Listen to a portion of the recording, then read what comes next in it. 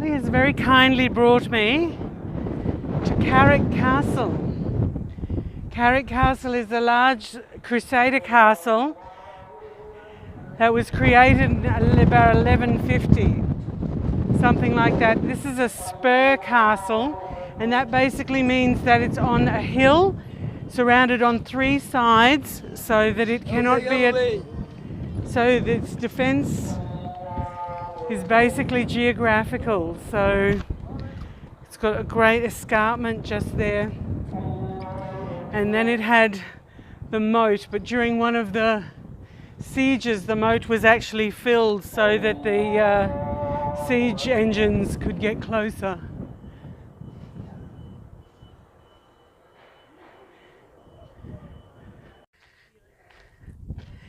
Kerak Castle was also known as Karak de Moabites, Karak of Moabites, Moab, which is the region. And when the ruler at the time, pagan, he was in charge, he moved the ruling moved to this site, away from that Shobuk Montreal where we've been before. And it's a strategic site because of the location near the Dead Sea, and it also crosses the trading routes to Damascus, to the north and the south. After the rule of Pagan, it was taken over by Maurice and Philip de Milly, and they made the north and the south towers, which were some of the most, they're just intact, they're just amazing structures.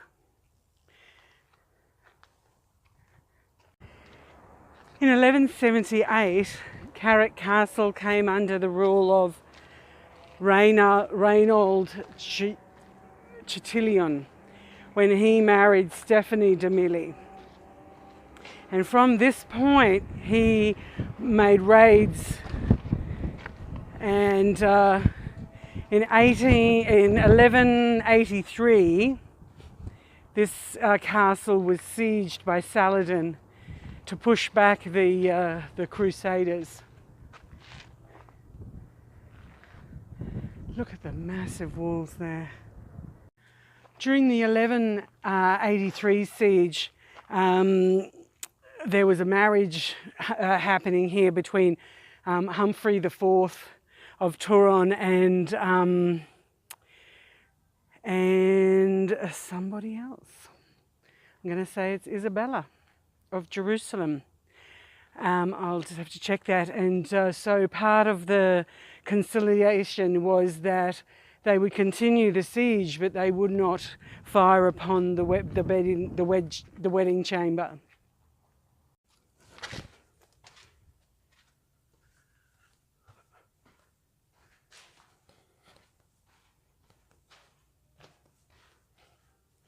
Massive hallway.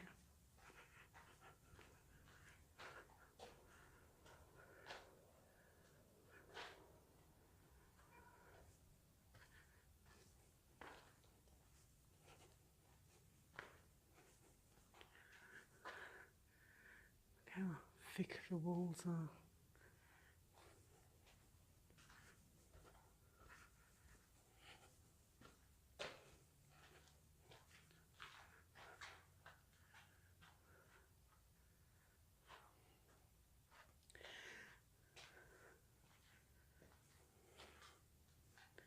So during the 1200s, during one of the sieges by one of Saladin's nephews, what they did was they cut off the food supply to the residents here at Karak, or the Crusaders here at Karak, and so they all starved. It's one of the advantages of having it up on this high cliff face, but you have to have your supplies come in.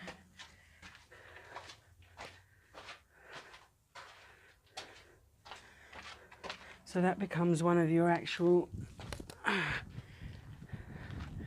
heals your negative consequences of choosing such a fantastic location. So a guide has just approached me and he's told me that this castle used to be 7 stories. It had everything from the castle, from the where the horses lived and all the other stuff. And now he's just brought me down to the mosque. This is the palace and this is the mosque. Mamluk Palace here. Mamluk Palace and the mosque. This is the map.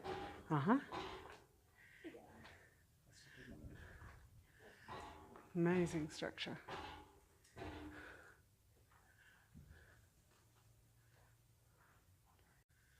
So what the guide is telling me that this stucco is the original stucco in this very small palace, mosque, just that services this palace. And this is the south to Mecca. This way is to face Mecca. The prayer here. Oh, the prayer. Yeah. Okay. Mosque. Very nice.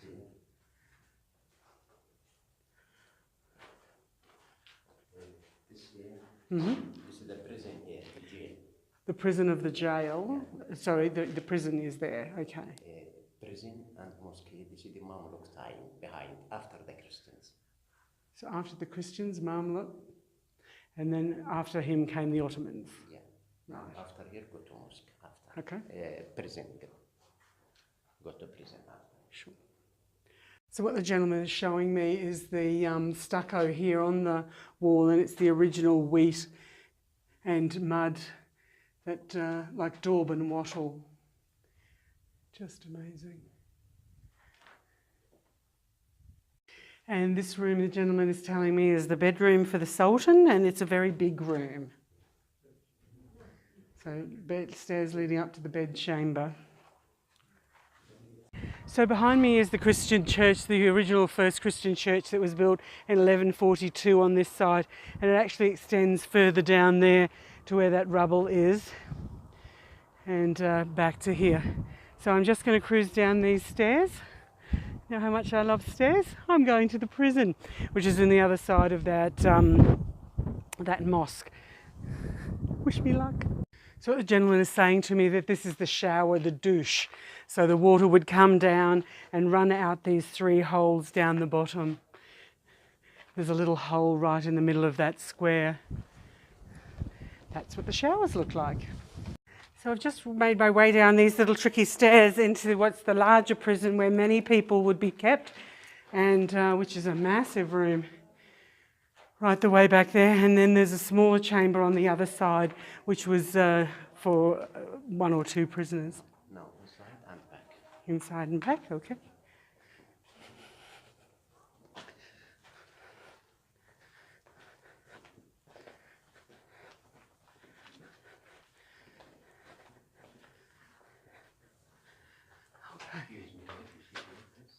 This is the time people from prison. This is the mark.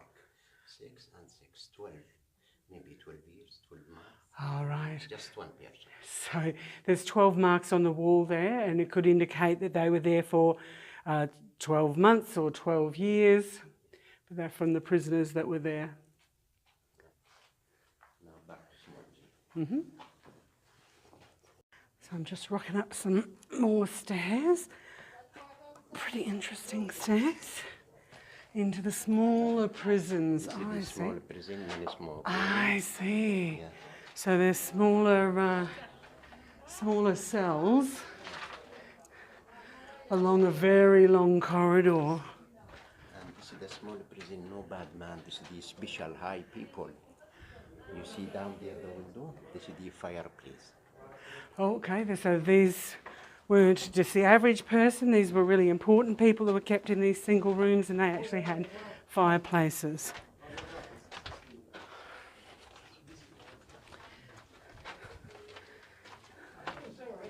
But you still wouldn't want to be down here.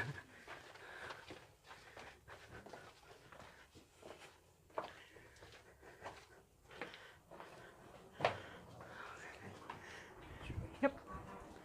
Okay. Careful. Okay. And this here, this is the water pipe. You see water pipe for rainwater. many pipe and many system. This is the pipe. Go to the system inside. Okay.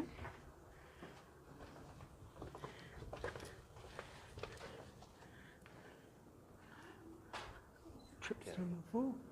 This is the water tank. Oh, the water tank, okay.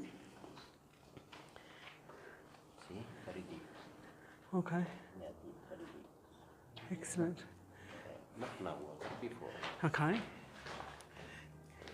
And so what would this room have been? Still part of a prison, not a communal area? Prison for the water tank for prison. Okay. It's more like a utility space. And see the men there for shooting. Arrow slits for shooting, yeah. So did this, when we were over in the mosque in the other building, we could see through into the prison. This is where we could see through. So there was the palace, the bedchamber and the mosque, and then this is the prison. There's a beautiful breeze coming through there. Absolutely spectacular.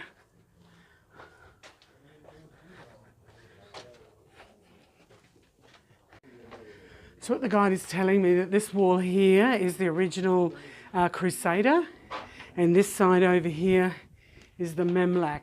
So a few hundred years later. Look at those arches, or those half arches, they're just beautiful. There's a massive wind coming through here, it's very cool. These are bedrooms. These are bed chambers, and they've even got windows in them. And the corridor is just massive, it just extends right the way down there. Into the bedroom.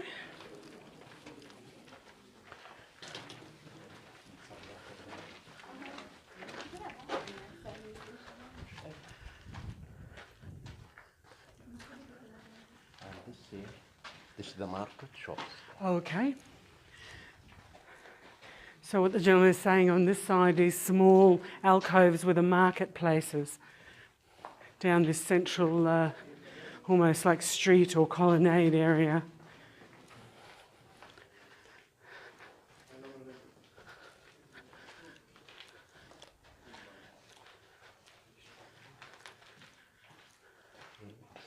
Bedroom. Okay, much bigger bed chambers, these ones. Much bigger bed chambers.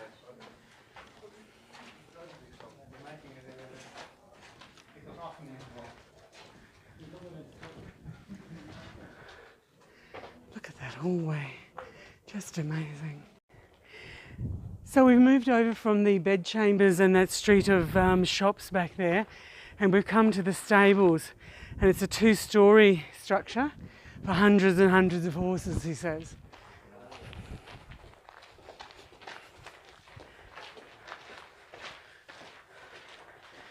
Oh. Look at that. Isn't that amazing? Just this massive chamber. So we're walking along in the stable, and as we go along we can see the arrow slits incrementally placed on through the walls there. But just the symmetry of the building is just amazing.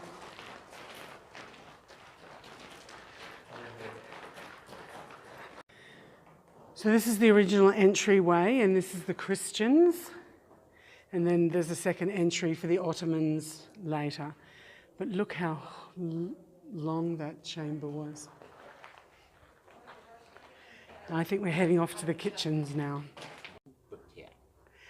So this stone is a Nabatean stone from Petra, and it was brought here and placed here.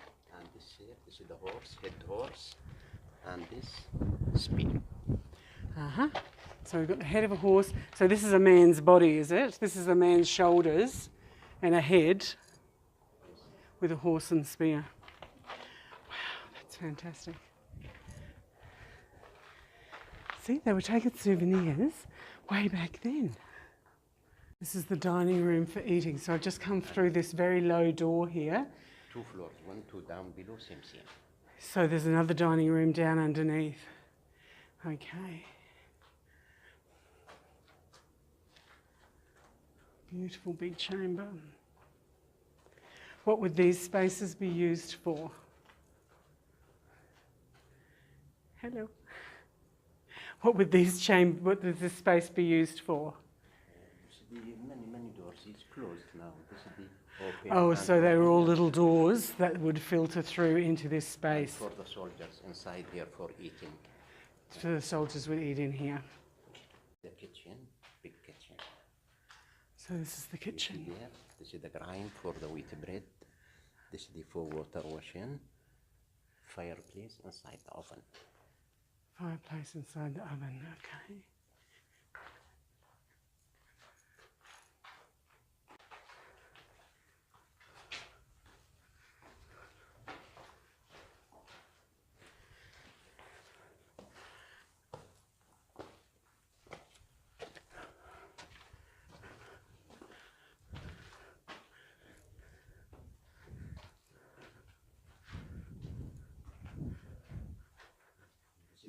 Big oven.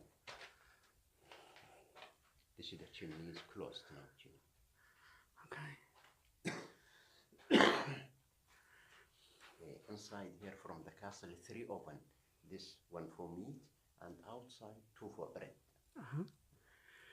What would these be used for? Washing hands. Washing hands.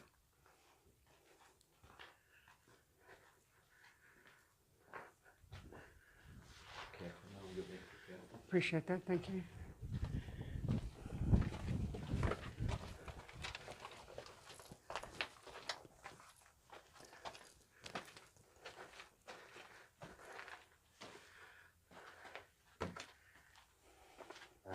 This is the system again, water tank again. Mm-hmm. See, this is the pipe here. This is down and down there. Many pipes, many systems. Okay, so the water came down here into this reservoir, this cistern just here.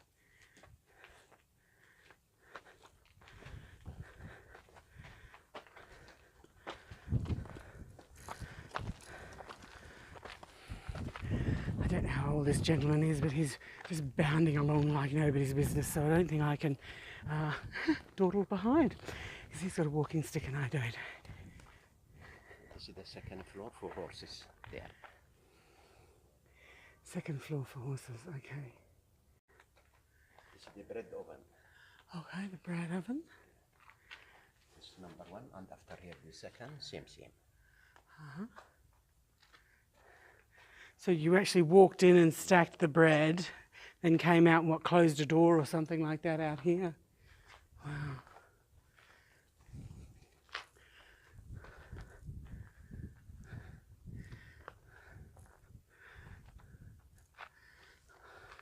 It's a massive structure. You can see the height of the gentleman to see the bread oven. Wow.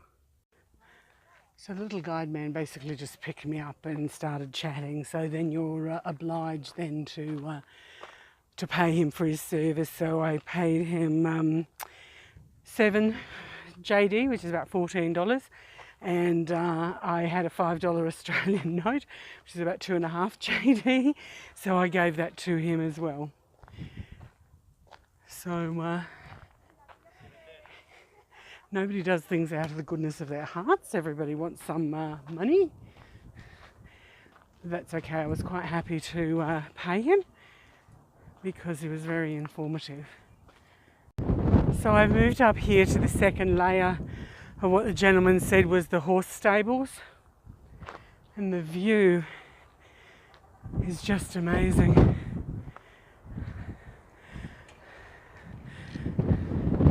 Down there into the moat. You can see why it's such a good fortification, being so high up and elevated. But then you see its flaws by not having its own supply chain, or having your supply chain cut, so then you were starved out. So after the Crusaders, it became Saladin. After Saladin, it became Mamluk. And after Mamluk, it became Ottoman. So it went through, once again, like most strategic places in Jordan, goes through every ruling every ruler takes over these strategic areas. Each day I decide how Indiana Jones I'm going to be, and that was probably about as Indiana Jones as I was going to get, going up that semi-formed staircase up to the second layer of the stables there. So I will just make my way past the bread oven and head off down to the right and head back to the main entrance. That was a wonderful little walk in this 12th century, 1143 castle, Crusader Castle, Karak. So the Karak history is not only an ancient history, because in December 2016, an ISIS terrorist attack on tourists here killed 14 tourists and injured 34 others, and one Canadian was killed. It was killed within that attack. So the police presence here is more prevalent. There's uniformed police walking all over the site. But for me, my theory is always you never let the negative people, the narrow-minded, the ones that want to subvert the good, we don't let them win. So we continue to visit places like this to show them that we will not be beaten and cowed down.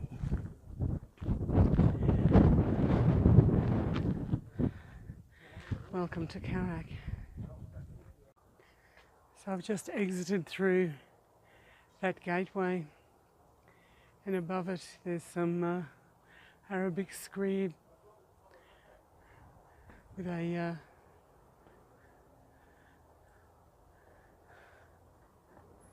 a crown that looks like a Hashemite crown. That could be a recent addition. As bridges and moats go, this one is really quite impressive, and I'm not too concerned walking over this one like I was having a screaming hissy fit at that one at Petra yesterday that was just rebar.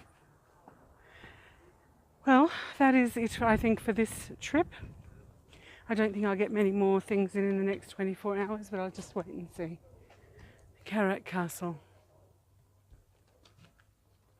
Castle, there's hotels and restaurants, etc. But apparently this is our restaurant of choice, because this is where I've left Al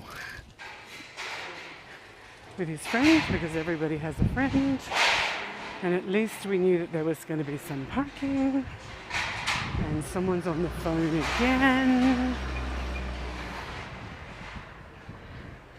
And that's my visit.